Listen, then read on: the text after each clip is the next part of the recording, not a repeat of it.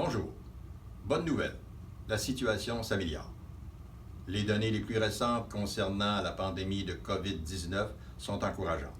Certes, ce n'est pas le moment de pavoiser et surtout de baisser la garde, mais il y a de l'espoir dans l'air.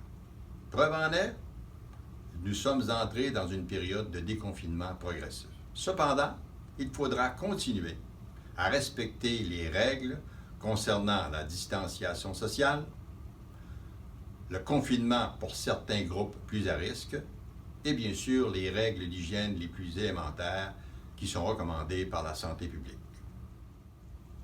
Vous voyez présentement à l'écran un graphique qui donne la répartition par groupe d'âge de la population du Québec en 2018, du nombre de décès au Québec en 2018 et des décès liés à la COVID-19 en date du 27 avril, toujours par groupe d'âge. Il en ressort, et ce n'est une surprise pour personne, que les personnes de 70 ans et plus sont surreprésentées. Sur les 68 600 décès constatés au Québec en 2018, les trois quarts avaient 70 ans et plus. Pour le COVID-19, un peu plus de 9 personnes sur 10 étaient dans cette catégorie d'âge. À l'inverse, moins de 1% des victimes de la COVID-19 avaient moins de 50 ans, alors qu'ils constituaient près de 5% des décès au Québec en 2018. Les personnes à risque sont les 70 ans et plus, le risque s'accroissant avec l'âge dans ce groupe où on retrouve une proportion importante de gens à la santé fragile. Un des mots auxquels sont confrontées beaucoup de personnes, dont les plus âgées, est la solitude, comme le mentionne la présidente du Club de l'Âge d'Or de Saint-Bruno, Mme Diane Aubin. Mais, comme elle le dit, il faut continuer à regarder la vie du bon côté. Soyons positifs, les beaux jours arrivent à grands pas. En cette période de solitude, c'est très important d'appeler une personne avec qui on peut partager nos souvenirs. Soyons courageux d'affronter cette pandémie qui s'acharne sur nous. Acceptons que nous allons vers un monde différent. Gardons l'espoir que nous allons passer au travers.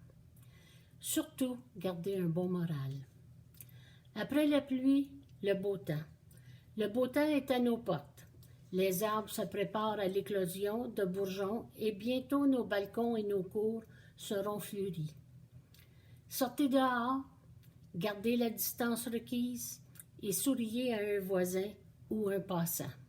Ça fait du bien. En somme, donnons l'exemple en suivant les consignes et soyons sages.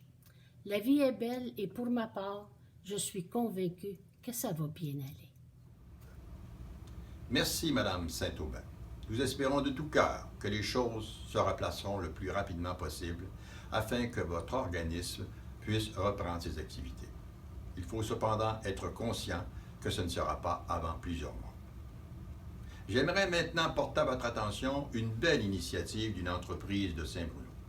Le centre de prototypage de Bombardier Transport, qui est situé dans l'écoparc de Saint-Bruno, a été récemment transformé pour produire des visières. Les employés de ce centre ont comme objectif de produire 40 000 visières qui seront remises au gouvernement du Québec pour distribution aux travailleurs de la santé sur la ligne de front dans la lutte au COVID-19. Je leur dis bravo. Et pour terminer cette capsule vidéo, je vous laisse sur ces photos que j'ai prises le 25 avril. Pour quelques minutes, en cette belle soirée du 25 avril, l'église de Saint-Bruno a pris les couleurs de l'arc-en-ciel, les couleurs de l'espoir. Et les cloches de l'église ont sonné pendant une dizaine de minutes.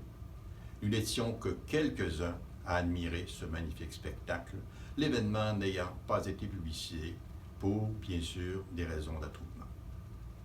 Sur ce, je vous dis bon courage et merci à vous tous pour cette belle solidarité dont nous avons su faire preuve jusqu'ici.